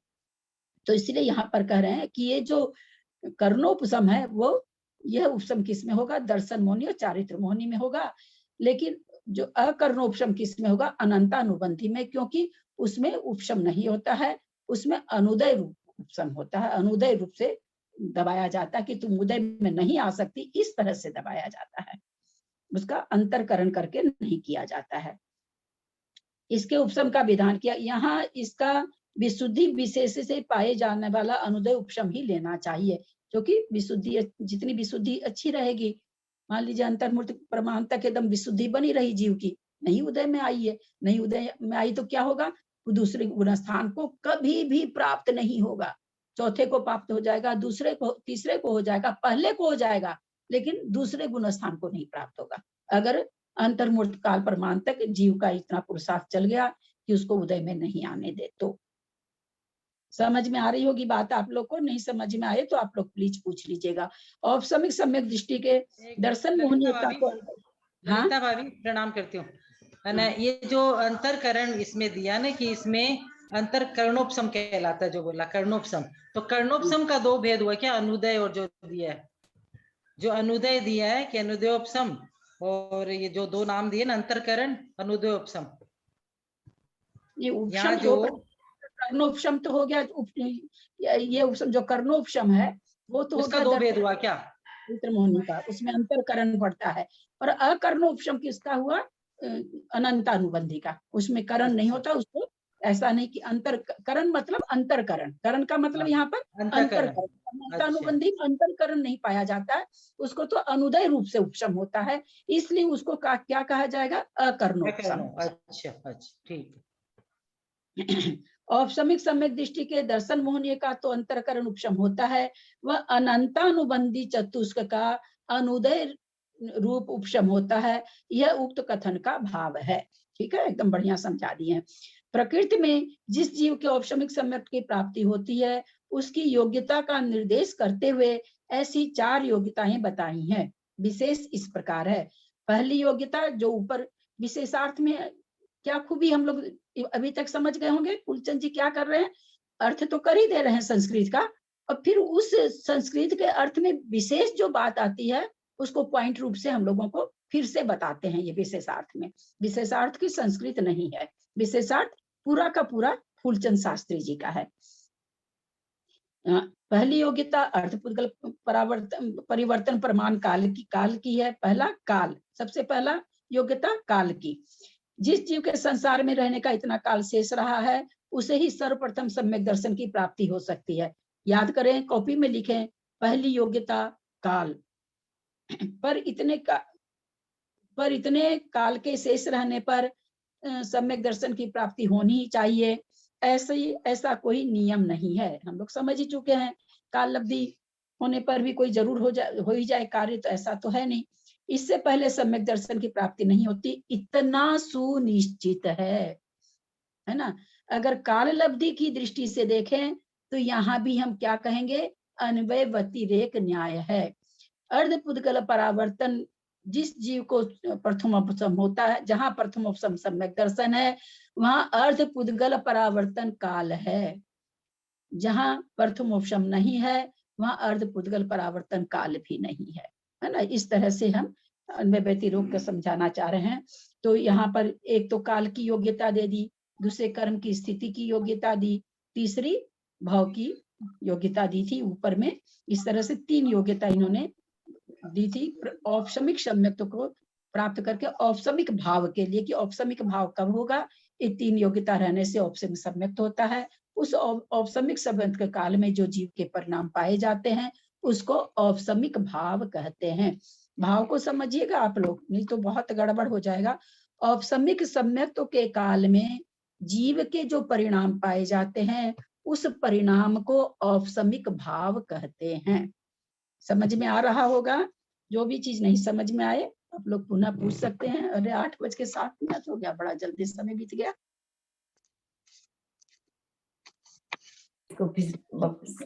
पहला सूत्र समझाने लगे ना आज, इसीलिए जल्दी हो गया। कल रवाना हो रहे हैं आप? नहीं हो रहे हैं कल। क्या हुआ? नहीं, रविवार को सुबह दिल्ली जा रहे हैं। भाई साहब को दिखाने? हाँ, ऐसे चेकअप कराए, काफी दिन हो गया था तो हुआ कि नहीं चेकअप पहले करा लीजिए तब कलकत्ता हम लोग तो इंतजार कर रहे हैं। क्या वहाँ भी कौन सा चौरंगी आते तभी मिलना होता, नहीं कौन सा मिलना होता वहां भी। भाभी संडे में आ रही है दिल्ली आप? इस हाँ? संडे में दिल्ली, इस संडे में दिल्ली आ रही हैं? हाँ, त्रिशला जी का काम। हाँ, चलो बहुत अच्छी बात है। मंदिर में जाते हैं। संडे मंडे तो फिर मैं नहीं मिलूंगी, लेकिन मैं ट्यूसडे में मिलूंगी। अभी तो फिर रुकेंगी आप, इसका मतलब तो संडे मंडे में तो मैं नहीं मिलूंगी, लेकिन ट्यूसडे मिलूंगी। ललिता आंटी प्रणाम। मेरा एक सवाल है आंटी। हाँ बोलो। आंटी आप जैसे बोल रहे ना कि अगर किसी जीव का अर्धपुद्गल परावर्तन काल नहीं शेष रहा है तो सम्यक दर्शन नहीं हो सकता। तो मैंने आज अगर मेरे लिए बता रही हूँ, जैसे मेरा अगर अर्धपुद्गल परावर्तन काल नहीं रहा है तो मैं कितना भी पुरुषार्थ कर लूं मुझे सम्यक दर्शन हो ही नहीं सकता है, इसका मतलब ये है? हाँ बिल्कुल नहीं हो सकता, बिल्कुल। क्योंकि सम्यक दृष्टि के अर्धपुद्गल परावर्तन काल से ज्यादा संसार में रह नहीं सकता। हमारे रहने की स्थिति अर्धपुद्गल परावर्तन से ज्यादा लिखी हुई है, तो हमको सम्यक तो नहीं हो सकता। तो यहाँ पर हम लोगों को ध्यान देनी चाहिए कि देखिए, हमको न तो ये पता है कि हमारा समय कितना रहने का, ठीक है, न हम ये जानते कि हमारे कर्मों की स्थिति कितनी है। हमारे सिखरी लाल भाई साहब को कोई कहता था, बहुत बार बोलते थे, हमसे बहुत बार बोलते थे ये बात, कोई कहता था कि कहीं होसी पूजा पाठ करके काल लब्धि आसी, तभी काम तो होसी, तभी सम्यक तो होसी। तो हमको कहते थे, बोले देखिए ललिता जी ऐसे बोलते हैं, क्या हम लोग काल लब्धि जान रहे हैं कि कब आएगी? हमको पुरुषार्थ तो करना ही है। बहुत बार बोलते थे वो मेरे से। सिखरी लाल जी बगड़ा, बहुत कलकत्ते के लोग सब जानते होंगे। बड़ी चीज है कि हम लोग तो न काल लब्धि जानते हैं, न हमारी कर्मों की स्थिति को जानते हैं, है ना, और न हम क्या नाम है सो ये भाव की स्थिति को भाव की स्थिति को तो फिर भी जानते हैं कि अभी हम पंचेंद्रिय हैं, संगी हैं, पर्याप्तक हैं, यहाँ तक तो हम जानते हैं। अब परिणाम हमारे मोटे परिणाम हमको पकड़ में आते हैं, महीन बारीक परिणाम हम नहीं पकड़ पाते हैं। तो वो भी, और यहाँ तो भाई बात समयवर्ती परिणामों की है, तो थोड़ा सा वो भी अपने, लेकिन हम मोटे रूप से अपने परिणामों को अपना पुरुषार्थ तो करते ही रहना चाहिए, क्योंकि वो तीनों चीज हमारे जानकारी में आने की नहीं है। जब भी वो तीनों चीज योग्य होगी, हमारे परिणाम अच्छे चलते रहेंगे, हमको सम्यक दर्शन हो जाएगा। तो इसलिए अपने को पुरुषार्थ करके चीज हमको आ जाती है, हमको पता ही नहीं चलेगा और हमें सम्यक दर्शन हो जाएगा। भाभी ऐसा भी तो कह सकते हैं कि स्थिति अनुभाग छिन भी तो होते हैं ना, स्थिति की निजरा भी तो लोग लीव कर रहे हैं। स्थिति तो की आंटी निजरा ये भी तो निश्चित है क्या? आंटी ये निश्चित, एक मिनट, आंटी ये निश्चित है क्या कि फिर हम लोगों का काल कब तक आएगा? ये तो डिसाइडेड होता नहीं है। डिसाइडेड हमारे और आपके ज्ञान में, केवल ज्ञान में है। अच्छा, केवल ज्ञान में है, आप हम नहीं जानते। नहीं तो फिर ये कैसे हो जाता है? इसका मतलब है कि क्योंकि ये तो फिर डिसाइडेड हो गया, तो फिर कुछ भी बिल्कुल करने का क्या फायदा होगा फिर? किसी कोई भव्य जीव कब तक संसार में रहेगा, ये बिल्कुल निश्चित है, इसमें कोई दो राय नहीं है। वो करे, देखिए व्याख्यान क्या होता है, भवितव्यता, होनहार, काल लब्धि, है ना। तो इस चीज को लेके चलेंगे, जब हम काल लब्धि को लेके चलेंगे तो हम बिल्कुल ये कहेंगे कि बिल्कुल निश्चित है कि वो कब तक संसार में रहेगा। और अगर हम पुरुषार्थ को लेके चलेंगे तो कहेंगे भैया काल लब्धि निश्चित तो है, हम करेंगे नहीं तो क्या मोक्ष चले जाएंगे क्या? तो लेकिन जब हम पुरुषार्थ के इससे कहेंगे तो हम काल लब्धि को गौण कर देंगे। तो इस तरह से जिस समय भवितव्यता कह देंगे तो भाई जब मोक्ष होना होगा तो अपने आप परिणाम सुधर जाएगा। अरे भैया तुम थोड़ी जान रहे हो मोक्ष कब होगा, परिणाम तो हमेशा सुधार के रखो। तो इसलिए जिस पॉइंट के व्यू से हम जब चर्चा करते हैं, हम उस पॉइंट के व्यू से उस चीज को हाईलाइट करते हैं। जब हम काल लब्धि की चर्चा करेंगे तो हम यही कहेंगे कि बिल्कुल सभी की काल लब्धि है कि कौन जीव कितना समय तक रहेगा, किसका कब मोक्ष होना है। लेकिन वो चीज हम नहीं जान रहे ना, हम नहीं जान रहे, हमारे लिए बिल्कुल भी जानकारी में नहीं है। तो हमें तो अपना लेकिन भाभी हम लोग को तो यही करना है ना कि हम लोग को तो वो पुरुषार्थ ही करते रहना है कि क्या पता कल काल लब्धि कब आ जाए, कब हमारा हो जाए, सम्यक प्राप्त हो जाए। हम काल लब्धि के आश्रय कैसे रह सकते हैं? हम नहीं रह सकते हैं। हाँ। जब हमको पता लग जाता, हमको कहाँ पता लगेगा कि हमारा अर्धपुद्गल परावर्तन बचा है कि पूरा पंच परावर्तन बचा है, हमको तो कुछ नहीं पता चलता है। तो इसलिए तो ये जो अभी आपने प्रश्न किया, उन्होंने नाम भूल जाती हूँ 1 मिनट में, कि भाई काल लब्धि निश्चित सबके, तो बिल्कुल हर भव्य जीव अगर कोई है, बिल्कुल उसका अगर हम काल लब्धि की दृष्टि से एक लेकर के केवल इसको हम मुख्य करके बाकी और चीजों को गौन करके भवितव्यता है, होनहार है ना, कर्म स्थिति है, भव स्थिति, सारी चीज को हम गौन करके हमको केवल काल लब्धि आपको समझानी है, तो बिल्कुल ये कथन बनेगा कि सभी जीव के मोक्ष जाने का काल बिल्कुल निश्चित है। लेकिन जब हम इससे कथन करेंगे तो प्रश्न खड़ा ये हो जाएगा कि भाई तब तो हम लोग को कुछ नहीं करना चाहिए। तो भैया आप जान रहे हो क्या कि आपकी काल लब्धि कब है? आप थोड़ी जान रहे हो। फिर ये जब होना ही है, होनहार ही है कि भाई मान लीजिए 10 वर्ष में ये जीव मोक्ष जाएगा, तो होना ही है, भवितव्यता है। तो लेकिन हम तो कुछ भी नहीं जान रहे ना कि क्या भवितव्यता है, सबसे पहली बात। दूसरी बात, और हम मोक्ष कब जाएंगे हम नहीं जानते, हम जाएंगे कि नहीं जाएंगे नहीं जानते, भव्य क्या भव्य हम नहीं जानते हैं, हम कुछ भी नहीं जानते हैं। लेकिन हमको संसार में जितने भी दिन रहना तो सुख से है ना, दुख से थोड़ी रहना है। और सुख से रहने के लिए हमें धर्म की शरण लेनी ही पड़ती है, हमें काशायिक परिणाम कम करने ही पड़ेंगे, हमको बहुत विशुद्ध परिणामों से रहना ही पड़ेगा। अगर हमको कुछ नहीं पता, हम भव्य हैं कि अभव्य हैं, कितने मोक्ष जाएंगे, कब जाएंगे, हमको कुछ नहीं पता। लेकिन ये तो हमको पता है ना कि हमारी पर्याय अच्छी रहे हमेशा, हम मनुष्य बने या देव बने, हम नारकी नहीं बने, हम त्रियंच नहीं बने, ये तो हम जानते हैं ना। तो ये देव पर्याय मनुष्य पर्याय करने के लिए तो हमको अच्छा काम करना पड़ेगा, अच्छे परिणाम करने पड़ेंगे और अच्छी तरह का धर्म कर्म करना पड़ेगा। तो उस चीज को एक बार यहाँ पर अपने प्रमुख सागर जी, जेठी भाई साहब प्रमुख सागर जी आए हुए थे यहाँ पर, 10 लक्षण में शिविर लगा था 10 दिन का। तो दीदी लोग तत्वार सूत्र पढ़ा रही थी, थोड़ा गलत पढ़ा रही थी, तो फिर मतलब मेरे को पढ़ाने कहा गया। काफी लोग थे, बहुत सारे लोग थे। वो जब पढ़ाने के बाद में ये सब काल लब्धि वगैरह आई थी, सबके सब उठ करके आ गए। तो बोले जब काल लब्धि आने पर ही मोक्ष होगा तो हम लोग क्यों करें धर्म कर्म, हम लोग को तो करना ही नहीं चाहिए। तो वही हम लोगों ने उनको, यही उस समय भी मैंने कहा था कि हमको मोक्ष नहीं जाना, पर हमको मनुष्य पर्याय पना, मनुष्य पर्याय में हमको अच्छी सुविधाएं मिलनी चाहिए, मेरा अच्छा जन्म होना चाहिए, मैं देव पर्याय में जाऊं, मैं त्रिपुंज में नहीं जाऊं, मैं नारकी में नहीं जाऊं। इसको ये चीज पाने के लिए भी हमको अच्छे ही परिणाम करने पड़ेंगे। मोक्ष नहीं जानते कब होगा नहीं होगा, क्या होगा, हम कुछ नहीं जानते। लेकिन ये तो हम जानते हैं कि मनुष्य और देव हम बनना चाहते हैं, और उसमें भी हम अच्छे देव और अच्छे मनुष्य बनना चाहते हैं। तो इसके लिए हम चीज करनी पड़ेगी। किस समय आयु का बंद हो जाए तो ठीक थोड़ी है। हाँ, किस समय आयु का बंद हो जाए तो ठीक थोड़ी है, भावों को तो सही सब समय सही रखना पड़ेगा। नहीं, और हम ये बात हम सबको ही जानते हैं कि हमको अच्छी पर्याय चाहिए। अच्छी पर्याय के लिए अच्छा काम, अच्छी भावना रखनी पड़ेगी।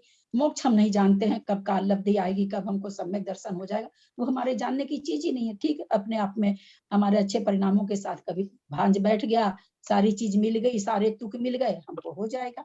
तो वो तो हमारे जानने की चीज ही नहीं है, हम उस पर तो हमको सोचना ही नहीं चाहिए कि हमको सम्यक दर्शन कब होगा नहीं होगा, क्योंकि हम कितना भी सोचे हमारे हाथ में बात ही नहीं है, हम कर ही नहीं सकते हैं अपने मन से।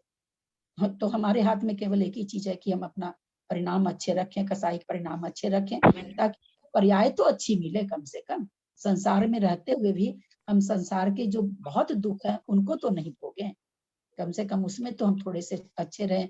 अच्छी वातावरण में रहने से कसाईक परिणाम भी कम होते हैं, भावनाएं भी अच्छी रहती है, वो भी फर्क पड़ता है। जैसा निमित्त रहता है वैसा अपने लोग का मन तो तुरंत बदल जाता है, हर 1 मिनट में बदल जाता है। इतने हम लोग संघनन हम लोग का इतना कमजोर है। तो इसलिए हम लोगों को अच्छे परिणाम, अच्छे धर्म कर्म, अच्छी भावना, और सबसे पहले नैतिक आचरण तो होना ही चाहिए। नैतिक आचरण के बाद आता है धर्म और कर्म, बहुत बाद में। पहले नैतिक आचरण जो होना चाहिए हमारे में, वो तो होना ही चाहिए। जी आंटी प्रणाम। ये ऐसा हो सकता है ना दीदी कि हम यदि ये बोले कि जब तक काल लब्धि नहीं आएगी तब तक मोक्ष नहीं होगा, तो हम प्रयत्न क्यों करें। तो वैसे जैसे ये भी कोई कहते हैं कि पुण्य भी संसार का कारण है, तो पुण्य क्यों करे, ये कंपैरिजन हो सकता है ना। हाँ, तो ये प्रश्न होने पर तो ठीक है, पुण्य और पाप दो ही चीज होता है। आप अगर पुण्य नहीं करोगे तो पाप करोगे, पाप करोगे तो कहाँ जाओगे, त्रियंच में, नरक में जाओगे। जाओ, ठीक है, मत करो पुण्य। पुण्य संसार का कारण है, हम 2 ही कार्य कर सकते हैं ना, तीसरा कोई कार्य है ही नहीं, या तो पुण्य या पाप। आप अगर ये कहते हो पुण्य भी बंध का कारण है, तो फिर आप क्या करोगे। आप ऐसे तो होने की अविचल समाधि लगा के बैठ गए हो गए, तो वो तो चलिए जिसको कहते हैं सर्व विशुद्ध परिणाम जाके हो जाए, वो तो एक अलग चीज। हम उस अवस्था में नहीं है। हम जिस अवस्था में हैं, इस अवस्था में हम दो ही कार्य करेंगे, या तो शुभ कार्य या अशुभ कार्य। मत करिए शुभ कार्य, वो संसार का बंधन है। तो अशुभ कार्य बता दीजिए कौन सा मोक्ष का बंधन है, बताइए कौन सा मोक्ष का कारण है। वो तो और ऐसी पर्यायों में ले जाके पटक देता है कि कुछ पुरुषार्थ ही नहीं चलता वहां पर। तो इसलिए हम जिस भूमिका में हैं, हमको तो अपने पढ़े कि नहीं पढ़े, उसमें पंचास्तिका में कितना बढ़िया इसका, बहुत पंचास्तिका तो गजब, मतलब इस चीज को जितना बढ़िया से पंचास्तिका में समझा हम लोगों ने, कहाँ तक वो बता दिए। मतलब 12वें गुण स्थान तक उन्होंने कह दिया कि अभी तक वो नहीं है, निर्विकल्प वाले चीज नहीं है, वहां तक उन्होंने कहा। और हम लोग का तो गुण स्थान का पता ही नहीं है, तो हम लोगों को तो वो वहां पर साफ पता है कि पुण्य करना है, पुण्य करना ही पड़ेगा। लेकिन हाँ, तुम ये समझ लो कि पुण्य से मोक्ष हो जाएगा, तो वो नहीं होने वाला है। बहुत अच्छा, अपना तो पंचास्तिका में इसका बहुत अच्छा चला था। पुण्य से तो मोक्ष संभव ही नहीं करना है। तो अच्छा ही काम है, पुण्य कार्य करना। पुण्य से मतलब, पुण्य का मतलब देव दर्शन और देव पूजा नहीं, पुण्य का मतलब परोपकार भी है। आपके काम आए, आपके आए, आपकी सहायता करें, ये भी है। पुण्य का मतलब हम लोग गलत निकाल लेते हैं कि विधान करना, पूजा करना, दर्शन करना नहीं है। भूखे को खाना खिलाना, प्यासे को पानी पिलाना, बूढ़ों की सेवा करना, रोगी की सेवा करना, ये भी पुण्य का कार्य है। पुण्य का कार्य का मतलब केवल दर्शन पूजा नहीं है। मैं जहां तक समझती हूँ, हो सकता है मैं गलत हूँ। सेवा कार्य में तो पुण्य निश्चित है। पूजा वगैरह करने में पुण्य होगा या नहीं होगा, ये अपने भाव पर डिपेंडेंट है। लेकिन जब हम सेवा कार्य करेंगे तो हमारे निश्चित ही भाव अच्छे रहेंगे, तो उसमें तो निश्चित ही पुण्य लगे। ललिता जी, अधर्म नहीं करना ही पुण्य है, अधर्म नहीं करना ही पुण्य है। तो अधर्म नहीं करो, आप जो कह रहे हो अधर्म नहीं करना पुण्य है, तो अधर्म नहीं, कुछ ना कुछ करोगे। 24 घंटा कुछ ना कुछ हम करते हैं, हम नींद में भी करते रहते हैं, चलते रहते विकल्प, हम कुछ ना कुछ हमेशा करते रहते हैं। तो अगर आप अधर्म नहीं करोगे तो फिर करोगे क्या, तो धर्म करोगे। तो बात तो वही निकली ना, वही कहने का कथन है कि भाई अधर्म नहीं करो, अधर्म नहीं करना चाहिए, तो धर्म अपने आप होगा। ये कह दें कि धर्म करना चाहिए तो अधर्म अपने आप नहीं होगा, तो ये तो दोनों ही सापेक्ष भाव है ना, इससे सापेक्ष भाव है, सही बात है। भाभी मुझे एक प्रश्न पूछना है। ये मुन्नी करके हैंड रेज है, कौन है भाई, क्या पूछ रहे हैं? हाँ, जय जिनेंद्र, मैं ये पूछ रही थी कि जैसे आपने कहा कि सीमा तय होती है, तो अगर हम कितना भी अच्छा कर्म करें, उस समय को कम नहीं कर सकते हम अर्थ परावर्तन से? क्या चीज अर्ध पुद्गल परावर्तन को समय कम कर सकते नहीं, हैं? जैसे अर्थ पुद्गल परावर्तन हमें नहीं होगा तो हमें सम्यक दर्शन नहीं होगा। हाँ। बराबर।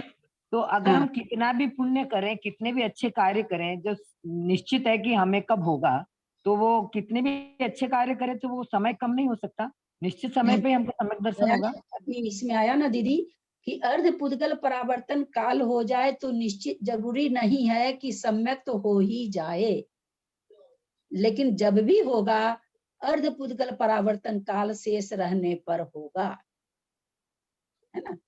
हो जाए कोई जरूरी नहीं है, लेकिन अगर होगा तो इसकी शर्त है कि अर्ध पुद्गल परावर्तन काल जब बचेगा उस जीव का, तभी उस जीव को सम्यक तो होगा। ये उत्कृष्ट से काल है, अगर हम इसको उससे मान लें तो फिर सबको हो जाएगा कि इतने काल पे होता है। जो निकल रहा है निगोदिया से जीव निकल रहा है और मनुष्य बन करके अंतर्मूर्त काल में मोक्ष जा रहा है, उसका कहाँ अर्ध पुद्गल पर, उसका भी रहा होगा अर्ध पुद्गल परावर्तन काल रहा होगा, तभी जा अर्ध पुद्गल परावर्तन काल तो वो नहीं रहा, वो तो अंतर्मूर्त में चला गया। तो अधिक से अधिक अर्ध पुद्गल परावर्तन काल रहने पर ही होगा, लेकिन अर्ध पुद्गल परावर्तन काल शेष रहे उसको सम्यक दर्शन हो जाएगा, ऐसा नहीं। ठीक है, धन्यवाद। अभी जैसे भाई मेरे को ये पूछना है, जैसे शंभु रमन द्वीप में, शंभु रमन समुद्र में ये मच्छ होता है बड़ा, ये समूर्छन जीव होता है ना, ये जो मच्छ होता है, समूर्छन भी होते हैं, जो मगरमच्छ, घड़ियाल, जो भी कहिए आप, महामत्स्य जो भी कहिए, ये गर्भज भी होते हैं और समूर्छन भी होते हैं, दोनों तरह के होते हैं।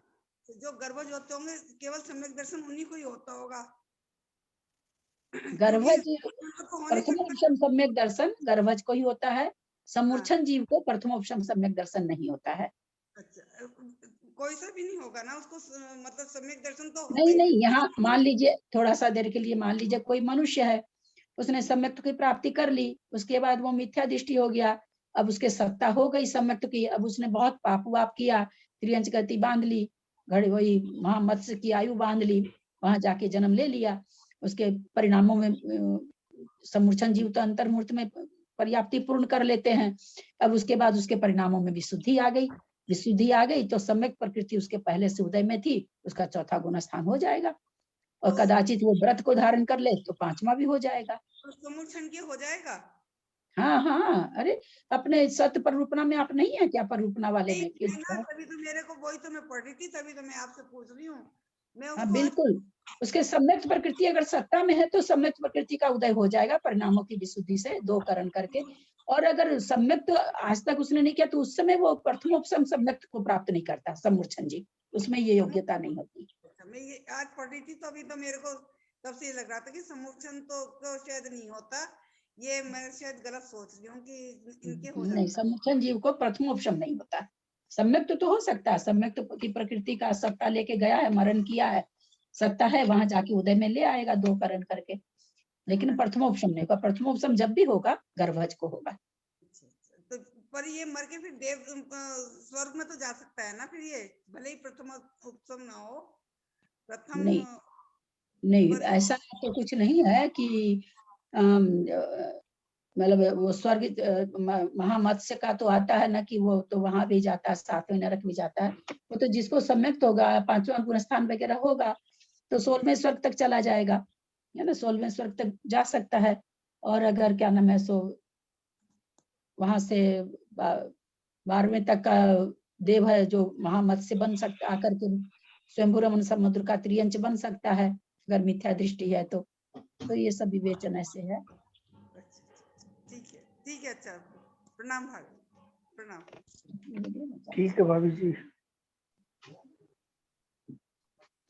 जिनवानी स्तुति किया जाए, कल भी स्वाध्याय होगा, अगर कोई अड़चन आई तो मैं मैसेज दे दूंगी, नहीं तो होगा स्वाध्याय।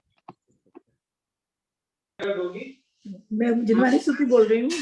शांति सुधा बरसाए जिनवानी, शांति सुधा बरसाए जिनवानी, वस्तु स्वरूप बताए जिनवानी, पूर्वा पर सब दोष रहित है, पाप क्रिया से शून्य शुद्ध है, पूर्वा पर सब दोष रहित है, पापी क्रिया से शून्य शुद्ध है, परमागम कहलाए जिनवानी, शांति सुधा बरसाए जिनवानी,